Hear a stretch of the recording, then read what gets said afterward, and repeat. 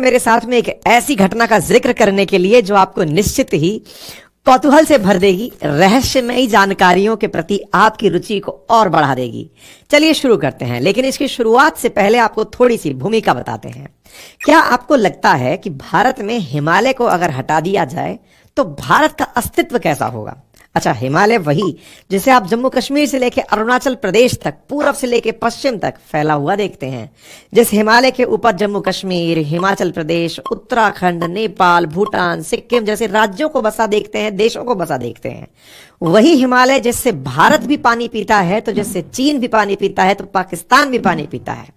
वही हिमालय जिसको water tank कहा जाए तो अतिशयोक्ति नहीं होगी, क्योंकि इस हिमालय के बर्फ पर, इस हिमालय के जो शीर्ष पर जमी हुई बर्फ है, जो ग्लेशियर्स हैं, जो कभी ना पिघलने वाले ग्लेशियर्स हैं, हमेशा जो बिल्कुल जमे हुए रहने वाले ग्लेशियर्स हैं, नीचाई पर आते हैं तो उनमें से कुछ बर्फ समय परिवर्तित होने पर बर्फ पिघलने लगती है, तो लगता है कि हमारी नदियों में पानी आ जाएगा। तो जो हिमालयन रिवर सिस्टम है, फिर चाहे उसमें गंगा हो, यमुना हो, ब्रह्मपुत्र हो, इंडस हो, ये सारी के सारी रिवर्स वो हैं जो हिमालय से पानी पाती हैं, वहां की बर्फ से पानी पाती हैं, पिघलने से पानी आता है।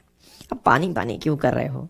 अरे भाई, मैं तो असल में बर्फ की तरफ आपका ध्यान केंद्रित कर रहा हूं, क्योंकि आज की कहानी एक हिम मानव के ऊपर है, नाम है जिसका यति।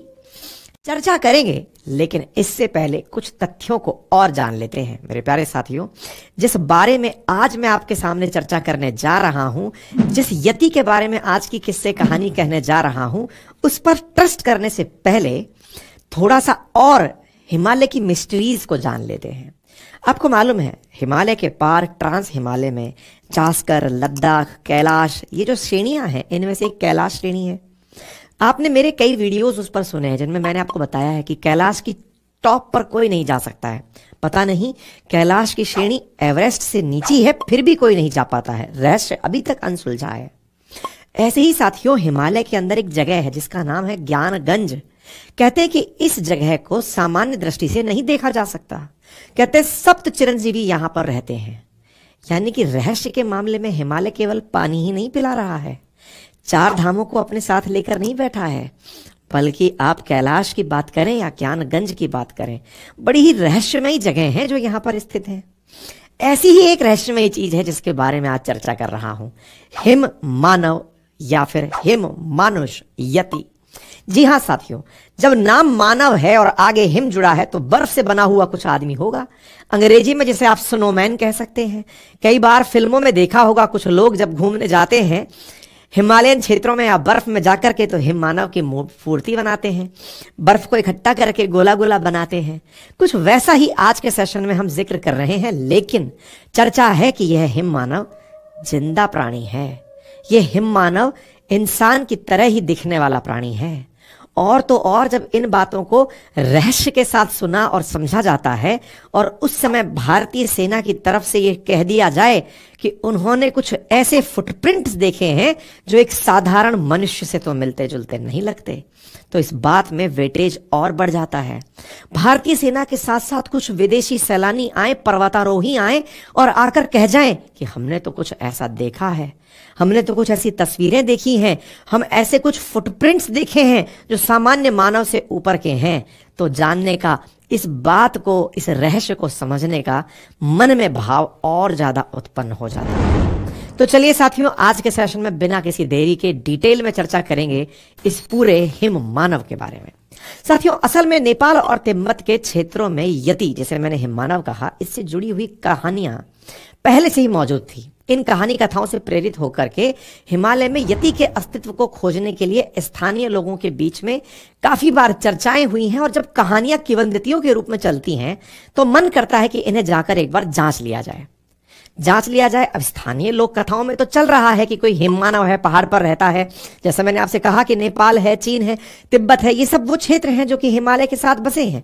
तो ऐसी स्थिति में इनके लोगों के बीच में तो ये क्यूरियोसिटी का पार्ट था, लेकिन 1832 में पहली बार ऐसा हुआ कि यति को लेकर के कोई बाहरी व्यक्ति, यानी कोई आउटसाइडर व्यक्ति ऐसा था जिसे यति के बारे में जानने का और उसे डॉक्यूमेंटेड करने का मौका मिला। जी हाँ साथियों, भारत के अंदर एक पर्वतारोही हुए जिनका नाम है B.H. होजसन।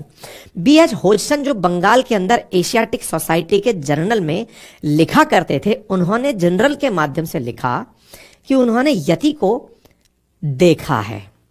उन्होंने एक विशालकाय प्राणी हिमालय में देखा है और वो विशालकाय प्राणी मानो या ना मानो यति हो सकता है। अब एक अंग्रेज भारत में हिमालय के लेकर के कहानियों को अगर एविडेंस के रूप में किताब में लिख दे रहा है तो लोगों के अंदर जिज्ञासा तो बढ़ना शुरू हो गई। साथ ही साथ कुछ तस्वीरें भी यहां पर पोस्ट कर दी गई। ये तस्वीरें आप भी देख सकते हैं। एक तस्वीर जिसे आप देख सकते हैं कि बर्फ खोदने की जो कुदाल होती है उससे बड़ा पंजा दिखाई दे रहा है। ये चर्चाएं लोगों के बीच में अब तक जो किंवदंतियों में थी, अब वो किताबों में आ गई थी। तस्वीर 1951 की है, जिसे इंग्लिश पर्वतारोही एरिक शिप्टन ने अपने अन्य साथी डॉक्टर माइकल के साथ खींच लिया था। जिस जगह इस तस्वीर को खींचा गया था उस जगह का नाम था मैन लंग बेसिन, जो कि 15 से 16,000 फीट की ऊंचाई पर है। एरिक शिप्टन ने अपने अन्य साथी के साथ जब वो वहां से गुजर रहे थे तो उन्होंने देखा कि एक लंबी कतार में कुछ पैरों के निशान दिख रहे हैं जो सामान्य पैरों के निशान से काफी बड़े हैं। उन्होंने इन पैरों के निशानों को देखकर यति के अस्तित्व से जोड़ दिया। यार सुना तो था, पहले भी एक अंग्रेज था जो कह के गया है, किताब में लिख कर गया है कि ऐसे यति होता है। नेपाल तिब्बत में कहानी चलती है कि यति होता है। तो ये जो बड़े पैर मुझे दिखाई दे रहे हैं और लगातार चलते हुए आगे जा रहे हैं, मानो ना मानो ये यति ही होगा, क्योंकि उस समय बहुत से पर्वतारोही ऐसे थे जो यति को देखने के लिए ही हिमालय के क्षेत्रों में जाया करते थे। इन पैरों के निशानों की फोटो के सामने आते ही यति के अस्तित्व को लेकर के शिप्टन ने कुछ चीजें सामने रखी। उनमें से पैरों के निशान पहली बार तो बहुत बड़े थे, तो इन्हें मनुष्य के पैरों के निशान कहना बिल्कुल गलत था। दूसरा ये कि जिस जगह पर पैरों के निशान मिले थे वहां पर 2 पैर से चलते हुए ही निशान मिले थे, यानी कि यदि यति है तो वो 2 पैरों पर चलता है, यानी कि ये कोई जानवर नहीं हो सकता, चौपाया नहीं हो सकता। और तीसरी बात, ये नंगे पैरों के निशान थे। भाई बूट के निशान होते तो वो देखकर पता चल जाते हैं, क्योंकि पर्वतारोही बर्फ में जाएंगे तो बड़े बूट पहनकर जाएंगे, लेकिन ये नंगे पैर के निशान थे। अब इतने बड़े पैर के निशान अगर हैं तो इसकी वजह से थोड़ी देर के लिए तो ये मान लिया जाए कि हो सकता है कि कोई आदमी नंगे पैर ही इतनी ठंड में चल दिया हो। लेकिन यार ये बात सुनने में बड़ी अचरज की लगती है कि क्या कोई व्यक्ति नंगे पैर बर्फ में चल भी सकता है। तो ऐसी स्थिति में इस बात को मानने का लोगों ने प्रयास किया कि हो सकता है साहब इन्होंने जो फोटो खींची है वो सही हो। और चूंकि विदेशी लोग भी अब ये बात मानने लगे हैं तो कहानी में लोगों की उत्सुकता और बढ़ने लग गई। एरिक शिप्टन ने जो 1951 में तस्वीरें खींची उससे बड़ी संख्या में सैलानी हिमालय घूमने आने शुरू हुए। बोले भाई मानो ना मानो यति है, हमें नहीं दिखाई दिया क्योंकि वो बर्फ के अंदर बर्फ जैसा दिखता है, और बर्फ में यदि समझो एक इंसान को बर्फ से ढक दिया जाए तो वो कैसा दिखेगा, वो वैसा दिखता है, इसलिए हम नहीं पहचान पा रहे। अब ये जब इतनी सारी घटनाएं होने लगी तो कुछ लोग नेपाल और तिब्बत के लोगों के पास भी जाकर पूछने लगे कि भैया बताओ क्या आपके पास भी कोई जानकारी है वाकई में कि ये होता है कि नहीं होता है। तो भाई नेपाल के बहुत सारे लोग ऐसे हैं जो पहाड़ों पर लोगों को सैलानी के रूप में घुमाने ले जाते हैं, शेरपा कहलाते हैं। कि साहब जब कोई पर्वतारोही एवरेस्ट पर जाएगा तो वो साथ लेकर जाएंगे कि चलिए। तो उन्होंने कहा साहब बिल्कुल, हमारे यहाँ तो लंबे समय से लोक कथाएं हैं। ये आप लोग जो एरिक शिप्टन की कहानी देख रहे हैं या देख रहे हैं, तस्वीरें देख रहे हैं, ये हमने बहुत पहले सुनी है। बोले कब? तो बोले नेपाल में शेरपा हुआ करते थे, 12,000 फीट की ऊंचाई पर वो शेरपा ने अपने यहाँ की पौराणिक कथाओं में ये बताया था कि यति होते हैं। और बोले पहले ये मनुष्यों के साथ ही रहा करते थे, मनुष्य और यति आपस में झगड़े किया करते थे। यति के शरीर पर लंबे बाल हुआ करते थे, इंसान की तरह ही 2 पैरों पर चला करते थे और विशाल काय होते थे। इसका मतलब जो एरिक शिप्टन की तस्वीरों में पैर दिखाई दिए हैं वो गलत नहीं है। बोले ये तो हमारी लोक कथाओं में है, हमारी पौराणिक कथाओं में है। यानी कि एक प्रकार से तो एरिक शिप्टन अपनी कथाओं में बता रहे हैं, उधर से नेपाल के शेरपा भी ये बात बता दे रहे हैं। तो ऐसी स्थिति में मतलब पौराणिक कथाओं का रिलेशन पिक्चरों के साथ में होना शुरू हुआ। पर बोले यति जो हैं वो इंसानों के समुदाय पर काफी हिंसक हुआ करते थे और ऐसी स्थिति में यति और इंसानों के बीच में आए दिन झगड़े हुआ करते थे। ऐसी स्थिति में शेरपा ने बताया कि ये जो घृणित हिम मानव थे, इन्हें लोगों ने अपने यहां से हमला करके भगा दिया और ये यहां से भाग करके पहाड़ पर जाकर रहने लग गए और हिमालय की चोटियों पर ही फिर इन्होंने अपना घर बना लिया, क्योंकि ये हमारे ऊपर हमला करते थे तो लोगों को यहां से उठाकर ले जाते थे। ऐसी स्थिति में ये जाकर टॉप पर ही रहने लग गए और अब ये वापस नीचे नहीं आते हैं, क्योंकि ये लोग कुछ ऐसा सीख गए थे कि ये मानव से मानव को लड़ाते थे, जमीन पर रहने वाले लोगों को आपस में लड़ाते थे। जब शेरपा सब एक हो गए कि ये हिम मानव हमें लड़ाने आता है, हम जब इस नीति को समझ गए तो हमने उन यतियों को वापस नीचे आने ही नहीं दिया। ऐसी स्थिति में शेरपा जमीन पर रहने लगे, यानी कि ग्राउंड पे जहां पर बर्फ थोड़ी कम है, और यति ऊपर रहने लगे। ये कहानी भी सही से रहने लगी। एक तरह से यह कहा जाए कि शेरपाओं और यतियों के बीच में संघर्ष था। यह बात बड़ी सेलेबल थी, यानी कि इसको काफी अच्छे से बेचा जा सकता था। अब बात आती है 1951 की। यहां पर क्या होता है साहब कि यति से संबंधित जब ये तस्वीरें दुनिया भर में आ रही थी, दुनिया भर के बहुत सारे ट्रैकिंग करने के लिए लोग यहां आ रहे थे। लोग तरह तरह से दावा कर रहे थे कि उन्होंने यति की उंगली देख ली, कोई कह रहा था यति की खोपड़ी देख ली, कोई कह रहा था कि उसने तो यति ही देख लिया। लोगों ने साहब किस्से कहानियां बनाना शुरू कर दिया। यानी कि जब एरिक शिम्पटन अपनी फोटो दिखा रहे हैं, उसके बाद के दौर में तो लोगों ने प्रॉपर तरीके से कहना शुरू कर दिया यति देख लिया साहब। अब साहब रहा सहा तड़का इसमें भारतीय सेना ने 2019 में लगा दिया। उन्होंने सोशल मीडिया प्लेटफॉर्म पर दावा कर दिया कि नेपाल तिब्बत चीन बॉर्डर पर उन्हें 5,500 मीटर की ऊंचाई पर मकालू बेस कैंप के पास एक रहस्यमय यति के पांव दिखे हैं, जो 32 इंच लंबे हैं और 15 इंच चौड़े हैं। भारतीय सेना की यति से जुड़ी इस जानकारी इसके मिलते ही भाई साहब लोगों ने इस जानकारी को कई बार कहा कि यह भ्रामक है, कुछ ने मजाकिया कहा और कुछ ने कहा कि सेना तो रहती बर्फ में है, हो सकता है उन्होंने देख लिया हो। 2019 में यह कहानी और ज्यादा अपने सत्यता के प्रमाण के लिए अग्रसित होने लगी। लोग तरह तरह की बातें करने लगे कि भाई कोई व्यक्ति इस पर कभी कोई शोध किया भी है कि नहीं किया है, क्या इसके बारे में कोई वैज्ञानिक मत है कि ये बस यही चला आ रहा है कि एरिक शिप्टन ने फोटो डाल दी थी, लोग कह रहे हैं कि बस यही सही है। अब भाई साहब इस चीज के अंदर एक व्यक्ति निकल कर आते हैं जिन्होंने 1999 में अल्पाइन जनरल के नाम से एक रिसर्च पेपर लिखा, जिसमें उन्होंने लिखा the yeti footprint myth and reality. नाम था इनका माइकल वर्ड। इन्होंने अपने रिसर्च पेपर में लिखा, अब आप कहेंगे कि 2019 में सेना ने बताया, लेकिन माइकल वर्ड तो 1999 में ही बात बता चुके थे। अरे बता चुके थे, लेकिन कोई पढ़ नहीं रहा था कि वो क्या बता चुके हैं। सेना ने जैसे ये बात करी तो लोगों ने कहा कि क्या कोई रिसर्च किया है, तो खोज के निकाल, बोले हाँ, बोले 1999 में हो रखी है। तो माइकल वर्ड ने अपने बारे में बताया, मतलब उन्होंने इन पैरों के निशान के बारे में बताया कि बोले भाई तुम में से किसी ने आज तक कंप्लीट यति को नहीं देखा है, बस मन में एक पिक्चर बनाई हुई है कि एक आदमकद इंसान है, इंसान से बड़ा है, बर्फ में रहता है, स्नो से ढका रहता है, बड़े पैर हैं, बस पैर के अलावा किसी के पास कोई प्रमाण नहीं। तो ऐसी स्थिति में तो यह भी संभव है कि एक व्यक्ति जिसके पैर के आकार असामान्य हो और वो बर्फ पे से निकल रहा हो, उसकी कुछ तस्वीरें उन्होंने साझा की। असामान्य आकार के पैर वाले व्यक्ति भी तो होते हैं, हो सकता है वहां पर कोई हो। पर अब इस बात के साथ फिर एक तर्क बना, और तर्क ये था भाई साहब मान लिया पैर बड़े हैं, लेकिन ये बताओ नंगे पैर बर्फ पर कौन घूम सकता है? वहां जो पैर के निशान मिले हैं वो बिना चप्पल जूते पहने हुए निशान हैं। तो आप मान लिए कि बड़े पैर का कोई आदमी घूम रहा होगा, मान लिया विकृति हो सकती है कि कोई व्यक्ति होगा, इंसान ही होगा, बड़े पैर का होगा, घूम रहा होगा। लेकिन एक बात बताइए, ऐसी स्थिति में माइकल वर्ड साहब पैर कोई नंगे पैर कैसे घूम सकता है, इसके बारे में जवाब दो। तो उन्होंने अपने बारे में तर्क देते हुए कहा 1960-65 के दौर में हिमालय के अंदर जब लोग तीर्थ यात्रा पर जाया करते थे तो एक नेपाली यात्री था मान बहादुर, उसके साथ कुछ लोग ऐसे मिले थे जो 14 दिन तक 15,000 फीट की ऊंचाई पर नंगे पैर ही पहाड़ की चढ़ाई कर रहे थे। ना उन्होंने जूते पहने थे, ना उन्होंने ग्लव्स पहने थे, और ठंड के अंदर बर्फीली पहाड़ियों के अंदर वो चल रहे थे। अब ये बात सुनने के लिए तो फिर से फलाने ने देखा था, उसने कहा था, वैसी वाली कहानी हो गई। लेकिन इस बात पर उन्होंने एक मोहर लगाने का प्रयास किया कि वैज्ञानिक रूप से अगर कोई बीमारी हो जाए तो व्यक्ति के पैर बड़े हो सकते हैं, नंबर 1, और पैर बड़े हो और वो नंगे पैर चले तो लोगों की कई बार ऐसी आस्था होती है कि वो नंगे पैर चल पड़ते हैं। हो सकता है कोई आस्था में कोई व्यक्ति चल दिया हो।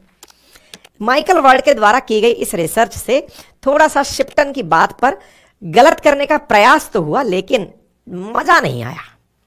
फिर इसी बीच में एक और व्यक्ति निकल कर आते हैं जिनका नाम था डैनियल टेलर। उन्होंने कहा कि मैंने 60 साल तक हिमालय क्षेत्र के अंदर खोज की है, मुझे यति कहीं नहीं मिला। इसी कारण से उन्होंने किताब लिखी जिसका नाम था द इकोलॉजी ऑफ मिस्ट्री, रहस्य की इकोलॉजी। उन्होंने कहा यति के बारे में कि यह जीव बिल्कुल वैसा नहीं है जैसा उसके बारे में कहा और सुना जाता है। जिन पैरों के निशान के बारे में अक्सर लोगों के द्वारा कहा जाता है, असल में हिमालय क्षेत्र में रहने वाला एक बड़ा भालू है, उसके पैरों के निशान है बोले वो। और भालू नंगे पैर भी चलेगा, वो चप्पल जूते थोड़ी पहनेगा। तो बोले साहब इतना बड़ा पैर भालू का कैसा हो गया? तो बोले भालू के केस में क्या होता है कि जो मादा भालू है ना, वो जब चलती है तो बच्चे उसके पथ का अनुसरण करते हैं और वो उन्हीं जगह पर पैर रखते हैं जहां उनकी मां ने पैर रखे हैं। भालुओं में ये नेचुरल अंडरस्टैंडिंग होती है जो बर्फ पर रहते हैं। बोले ऐसा क्यों? ऐसा आप भी जान सकते हैं, मान सकते हैं, क्योंकि बहुत जगह मतलब ऐसा हो सकता है कि हिमस्खलन जैसी घटनाएं हो जाएं, बर्फ खिसकने की घटनाएं हो जाएं, और भालू इस बात को बहुत अच्छे से अपने बच्चों को सिखाता है कि भाई अब मैं जहां पैर रख रहा हूं वो सेफ है, तुम इसी पैर पर चलते आओ। तो बोले हो सकता है कि कोई मादा भालू वहां से निकल रही हो, उसके पीछे पीछे उसकी संतानें भी चलती हों, और चलते चलते वो उसी जगह जब पैर रखते हुए चले हैं मादा भालू के पीछे उसके बच्चे, तो वो पैर तुलनात्मक रूप से बड़े भी होंगे और दाएं बाएं पड़ने से चौड़े भी होंगे। तो बोले साहब भालू तो लेकिन 2 पैर आगे और 2 पैर पीछे रख के चलता है, फिर? तो बोले भालू 2 पैर पर भी चलता है, और यकीन ना हो तो ये तो कर्तव्य अपन में से भी बहुत लोगों ने देखा है। गांव में अगर आप रहे होंगे, नहीं भी रहे हो तो गूगल कर लीजिएगा, भालू 2 पैर पर आराम से चल लेता है, इंसान को मारने तक के लिए भागता है भाई। तो बोले ऐसी स्थिति में, और हिमालयन क्षेत्र में भालू पाए जाते हैं, और ऐसी स्थिति में वो बड़ा भालू हो सकता है। और रही इसकी बात की 2019 में भारतीय सेना की पोस्ट के अंदर तस्वीरों के अंदर ये बात कही गई, तो ऐसी स्थिति में बोले एक असामान्य आकार के पैर मिलना किसी पहाड़ पर रहने वाले भालू या किसी बड़े जीव के पैर हो सकते हैं, और यह सामान्य घटना है, इसे कोई बहुत बड़ी घटना नहीं कंसीडर किया जाए। अब लोगों ने कहा कि ठीक है साहब, लेकिन साहब फिर एक बात बताओ, हिमालयन के अंदर जो नेपाल और तिब्बत के अंदर लोग रहते हैं वो कैसी ऐसी बातें कर लेते हैं, वो माइथोलॉजी में ऐसी बातें क्यों करते हैं? तो उन्होंने कहा देखिए बात ऐसी है, शेरपा समुदाय भी अपने बच्चों को तो समझाएगा ना कि भाई पहाड़ पर मत जाना, बर्फ है, बीमार हो जाओगे, डर जाओगे। तो भाई ऐसी कुछ कहानियां सुना दी जाएं, जैसे अपने इंडियन माइथोलॉजी में विक्रम बेताल की कहानी खूब सुनाई जाती है। विक्रम बेताल की कहानी सुना करके आपको अच्छा और बुरा इसका एहसास कराया जाता है। तो बोले उन्होंने भी एक हिम के अंदर हिम मानुष की और यति की कहानी सुना दी, ताकि कोई जल्दबाजी में कोई जिद ना करे, बच्चों के अंदर एक भय बिठाने के लिए काल्पनिक कथा सुना दी। तो बोले एक माइथोलॉजिकल कथा हो सकती है, जैसे कि विक्रम बेताल जैसी कथाएं हैं। और रही बात इस चीज की कि कुछ लोग ऐसे कलाकार में मिले थे जो कह रहे थे मुझे उंगली मिली है, मुझे खोपड़ी मिली है। तो मतलब खोपड़ी और उंगली मिलने वालों के जब वो सैंपल कलेक्ट किए गए और डीएनए टेस्ट किया गया, तो बोले वहां पर कोई भी प्रमाण नहीं मिला है। लेकिन मेरे प्यारे साथियों, इस पूरी कहानी को सुन करके मन में एक भाव तो उत्पन्न होता ही है, और वो ये है कि यार कुछ तो हो सकता है। माना कि चलो भालू है, भालू की तस्वीरें हैं, लेकिन ऐसा भालू भी कैसा होगा ये जानने के लिए बहुत बड़ी जिज्ञासा मन में रहती है। और आपको पता है, जब इंसान के अंदर जिज्ञासा होती है ना, वो उसे खोजने के लिए टूर जरूर करता है। वो सोचता है कि भले ही इन्हें ना दिखा हो, मुझे दिख सकता है। मैं इसके बारे में आपको बहुत से प्रमाण दे सकता हूं। जैसे हमारे राजस्थान के अंदर मेरे ही शहर के नजदीक अजबगढ़ भानगढ़ नाम से एक जगह है, जिसके ऊपर आर्कियोलॉजिकल सर्वे ऑफ इंडिया ने बोर्ड लगा रखा है, हॉन्टेड साइट, यानी कि डरावनी जगह। और बड़े सारे लोग वहां की कहानियां और किस्से अंदर जाकर कहते हैं और सुनाते हैं। केवल एक बोर्ड लगने से वहां का जो टूरिज्म चलता है वो नेक्स्ट लेवल है। एक खंडर सा महल है, दुनिया भर के लोग देखने आते हैं, और कोई भी इस क्लेम से इनकार नहीं करता कि ये डरावनी जगह नहीं है। लोग देखने आते हैं कि जब आर्कियोलॉजिकल सर्वे ऑफ इंडिया ने लिखा है कि डरावनी है, तो कुछ तो होगा। और साथियों, इस कुछ तो होगा में जो जिज्ञासाएं बनती हैं वो आपको वहां जाकर के देखने की बनती हैं। और टूरिज्म के लिए यति का होना, लोगों का उनको खोजने निकलना, पर्वतारोहियों के अंदर एक अलग ही थ्रिल भरता है कि यार जाएंगे और यति हमें मिलेगा। उसके आधार पर वो बर्फ के सुनसान पहाड़ों पर दूर दूर तक यति को खोजते हुए और अपने पर्वतारोहण के आनंद लेते हैं। अब आप ऐसा कैसे कह सकते हैं? मैं ऐसा इसलिए कह सकता हूं कि ये स्नोमैन की कहानी इंडिया में ही चर्चित नहीं है। दुनिया भर के देश, अमेरिका, स्कॉटलैंड, ऐसे तमाम देश हैं जो ये स्नोमैन की कहानी कहते और सुनते आए हैं। ऐसी कहानियों में आपका यदि यकीन है तो आप भी चले जाइए हिमालय पर और खोजिए हिम मानव को, और आकर हमें कमेंट बॉक्स में बताइए कि आपने भी कुछ वैसा खोज लिया है। बाकी फिलहाल के लिए मेरे पास जो तर्क और वितर्क की शक्ति थी, उसके आधार पर, प्रमाण के आधार पर केवल मैं इतना ही कह सकता हूं कि हिम मैन, हिम मानव ये केवल एक कल्पना है और इस कल्पना के साथ साथ रहस्य वहां के टूरिज्म को और हिमालय की कहानियों को बहुत बढ़ाता है। बाकी आप इस विषय पर क्या सोचते हैं कमेंट बॉक्स में जरूर बताएं और ऐसी ही रहस्यमय कहानियां अगर और सुनना चाहते हैं तो कमेंट बॉक्स में अपनी इच्छा जाहिर करें। फिलहाल के लिए इतना ही, अपना ख्याल रखें, चैनल को सब्सक्राइब करना बिल्कुल ना भूलें। धन्यवाद।